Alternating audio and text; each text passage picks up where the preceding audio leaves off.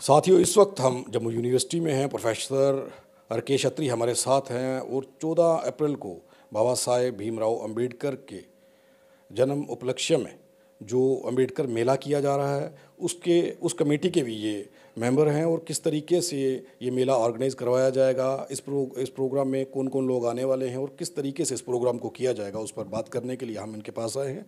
बहुत बहुत स्वागत है। शुक्रिया संसार जी। सबसे पहले सभी श्रोताओं को मेरा जय भीम जय भारत। आपने जैसे अभी कहा कि 14 अप्रैल को हम लोग पूरे जम्मू के निवासी साथ मिलके बाबा साहेब अम्बेडकर की जयंती सेलिब्रेट करते हैं। और इस साल भी हम ये जो जयंती है एक कल्चरल फेस्टिवल के रूप में, एक मेले के रूप में बाबा साहेब अम्बेडकर चौक जो जम्मू के बीचों बीच हार्ट में लोकेटेड है, वहाँ पे ये सेलिब्रेट करने वाले हैं। अगर आप भी चाहते हैं कि RTI India news Bahujan Samaj की ऐसे ही आवाज़ उठाता रहे और वो बंद न हो, तो आप हर माह अपने 50 रुपये से योगदान देकर आरटीआई इंडिया न्यूज़ को बंद होने से बचा सकते हैं। अपना योगदान दें। इससे पहले मैं 14 अप्रैल की बात करूं, मैं आपको और हमारे साथियों को मुबारकबाद देना चाहता हूं। जिस तरह से उन्होंने जो 11 को अंबेडकर फुले रैली हुई है उसमें बढ़ चढ़ के हिस्सा लिया, और ना ही कि सिर्फ एक हिस्सा लिया और शहर से गुजरे और बड़े डिसिप्लिन से गुजरे। आपने देखा, आप खुद भी वहाँ थे कि शहर में इतनी ट्रैफिक है, लेकिन साथियों ने इस तरह से डिसिप्लिन दिखाया कि बड़े मज़े से अच्छे से ट्रैफिक के बीच में गुजरे और ट्रैफिक भी साथ साथ चलता रहा। तो ये बड़े अच्छी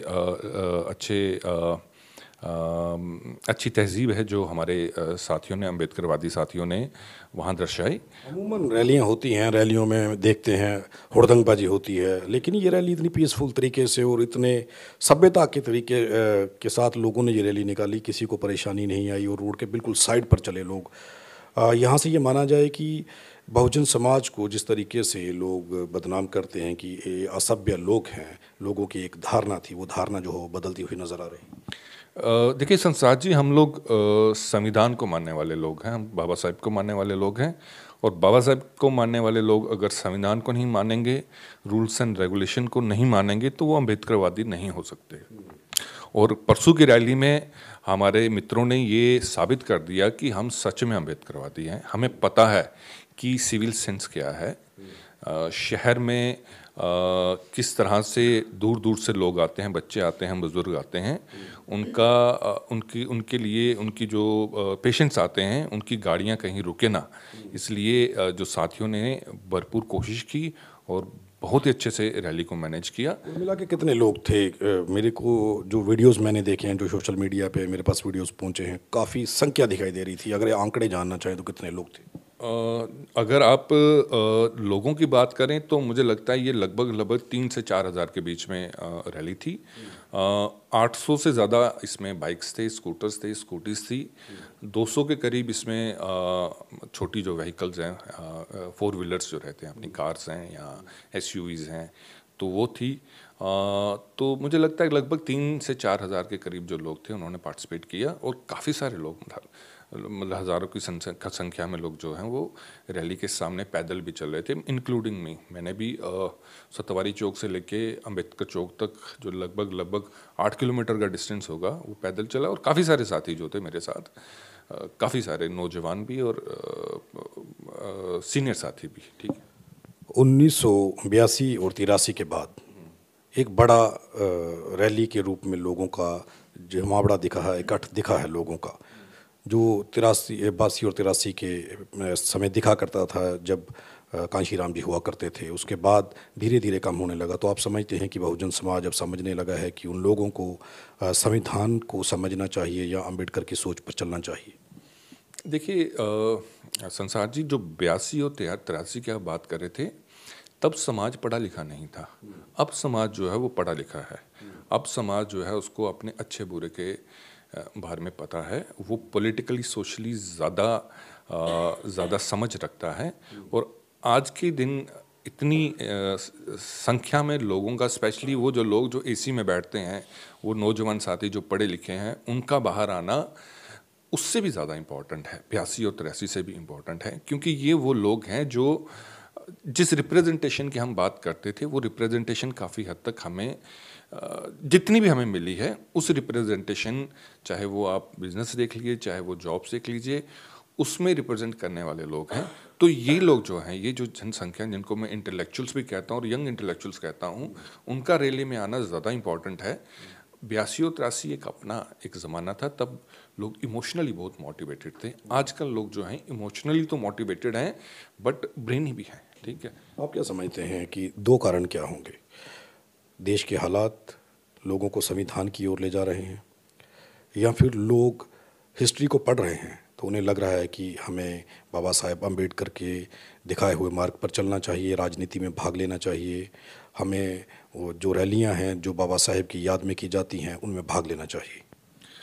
देखिए, देश के हालात की आपने बात कही या आपने राजनीति की बात कही, हालात तो ऊपर नीचे होते रहेंगे, ठीक है, लेकिन जो एक आइडियोलॉजी है, जो क्लैरिटी ऑफ आइडियोलॉजी बाबा साहिब को पढ़ने से मिलती है, मैं समझता हूँ कि जो कल लोग आए, परसों लोग आए, उसमें सिर्फ एक ही रीज़न है और वो है बाबा साहिब।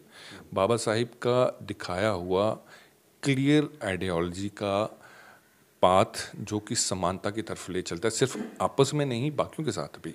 मुझे लगता है ये सिर्फ एक ही रीज़न है कि बाबा साहिब के प्रति प्यार और बाबा साहिब की आइडियोलॉजी जो इतने सारे लोगों को बाहर लेके आई है। आखिरी सवाल है, 14 अप्रैल को जो अम्बेडकर मेला आप करवा रहे हैं अम्बेडकर चौक में, उस मेले की रूपरेखा क्या रहेगी? कौन लोग आ रहे हैं? उस मेले के अंदर किन लोगों को किन किन अवार्डों से सम्मानित किया जा रहा है? कुछ नाम उन अवार्ड्स के, और वो कौन लोग हैं, उन लोगों का योगदान क्या है समाज को? जी जी, सबसे पहले मैं आपको ये कहना चाहूँगा और ये बड़ा ज़रूरी है कि अब जो समाज है वो विक्टिम मोड से बाहर निकल रहा है। अब समाज जो है वो सेलिब्रेट कर रहा है। ये बहुत इंपॉर्टेंट है कि समाज जो है वो बाबा साहिब को और अपने बुज़ुर्गों को सेलिब्रेट करना समाज ने शुरू कर दिया है। और 14 अप्रैल को ये कोई रोष रैली नहीं होगी, रोष प्रदर्शन नहीं होगा, सेलिब्रेशन होगी। हमारे जो समाज के सबसे टॉलेस्ट लीडर हैं, ठीक है, उनके जन्मदिन की सेलिब्रेशन, और उतने ही सभ्य तरीके से जिस तरह से 11 को हुई थी। ये एक कल्चर प्रोग्राम है। कल्चर प्रोग्राम में यकीनन बाबा साहिब को सेलिब्रेट किया जाएगा, हमारे जो बुज़ुर्ग रहे हैं उनको सेलिब्रेट किया जाएगा। और इस बार जो एक और एडिशन है प्रोग्राम में, आपको पता है कि प्रोग्राम में बहुत सारे लोग आते हैं, खाने पीने के स्टॉल्स लगते हैं, लंच होता है, केक होता है, बच्चों के लिए कार्यक्रम रहते हैं, बड़ों के लिए कार्यक्रम रहते हैं। इस बार हम अपने बुज़ुर्गों को भी सम्मान देने वाले हैं, सम्मानित करने वाले हैं, और युवाओं को भी सम्मान देने वाले हैं। इस बार हम चाहते हैं कि बाबा साहेब के नाम पे एक स्टेट अवार्ड दिया जाए। हमारे जो बुज़ुर्ग हैं, जैसे यहाँ जम्मू की बात करूँगा मैं, जैसे हमारे यहाँ बुज़ुर्ग हैं माशा नार सिंह, जिनको मैं कहता हूँ कि he was Lenin of north India. जिस तरह से लेनिन ने क्रांति की, ठीक वैसे ही माशा नार सिंह ने यहाँ नॉर्थ इंडिया में क्रांति की। उनके नाम पे एक अवार्ड दिया जाएगा। भगत छज्जू राम जी हैं, उनके नाम पे एक अवार्ड दिया जाएगा।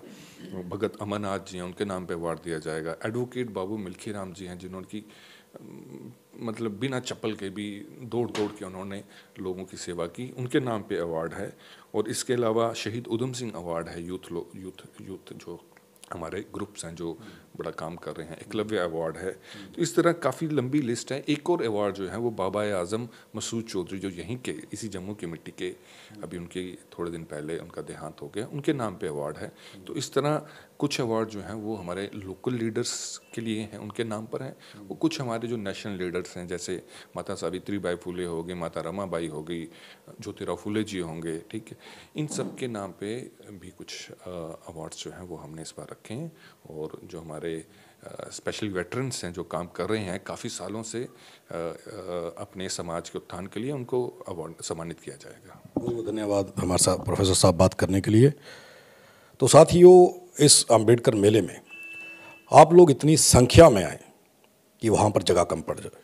अगर लोग समझने लगे हैं, अगर अम्बेडकर साहब की दिखाए हुए राह पर चलने लगे हैं, अगर संविधान को समझने लगे हैं, तो लोगों का वहाँ पर इकट्ठे होना, हालांकि उस दिन काफ़ी सारे प्रोग्राम हैं जम्मू शहर के अंदर, अलग अलग जगहों पर ये प्रोग्राम किए जा रहे हैं, लेकिन यहाँ पर पहुँचना ज़रूरी है, क्योंकि जो अवार्ड यहाँ पर दिए जा रहे हैं वो अवार्ड उन शख्सियतों के साथ, उन महामानवों के साथ जुड़े हुए हैं जो महामानव बहुजन समाज के लिए अपनी ज़िंदगी को, अपने परिवारों को कुर्बान करने से भी पीछे नहीं हटे थे।